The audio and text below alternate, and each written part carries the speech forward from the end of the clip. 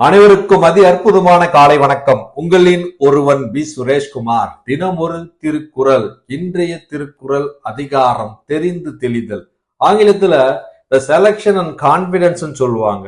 குறள் அறம் பொருள் இன்பம் உயிரச்சம் நான்கின் திரித்தெரிந்து தேரப்படும்.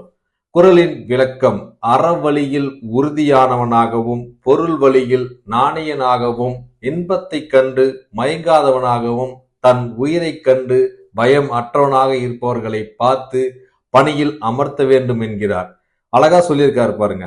தெரிந்து தெளிதல்ல யார் ஒருவரை வேலைக்கு பணிக்கு அமர்த்துவதற்கு 4 அடிப்படை விஷயம் சொல்லியிருக்காரு. ஒண்ணு அறவழியில உறுதியா இருக்கணும், நேர்மையா இருக்கணும். 2வது பொருள் வழியில் நாணயனாக இருக்க வேண்டும். 3வது இன்பத்தை கண்டு மயங்காதவனாக இருக்க வேண்டும். 4வது தன்னுடைய உயிரை கண்டு பயம் அற்றவனாக இருக்க வேண்டும். இந்த 4 விஷயங்க யாரு வேணா ஒருவரை வேலைக்கு அமர்த்துவதற்கு அடிப்படை விஷயம் 4 சொல்லியிருக்காரு பாருங்க. பலாயிரம் வருஷத்துக்கு முன்னாடி அழகா உச்சரிக்கிறாரு பாருங்க. அறவழியில் உறுதியா இருக்கணும். 2வது பொருள் வழியில் நாணயனாக இருக்க வேண்டும்.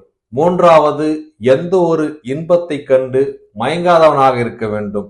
4வது தன்னுடைய உயிருக்கு பயம் அற்றவனாக இருக்க வேண்டும்.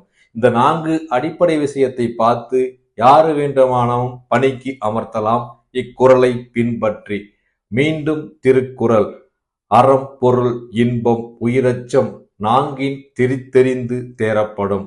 மூழ்காமல் முத்தில்லை, வெட்டாமல் தங்கமில்லை, தெளிவு இல்லாமல் வாழ்க்கையில் வெற்றி இல்லை. ஆகையால் இக்குறளை மூலம் தெளிவுபடுத்தி வாழ்க்கையில் வெல்லுங்கள். நன்றி, வணக்கம்.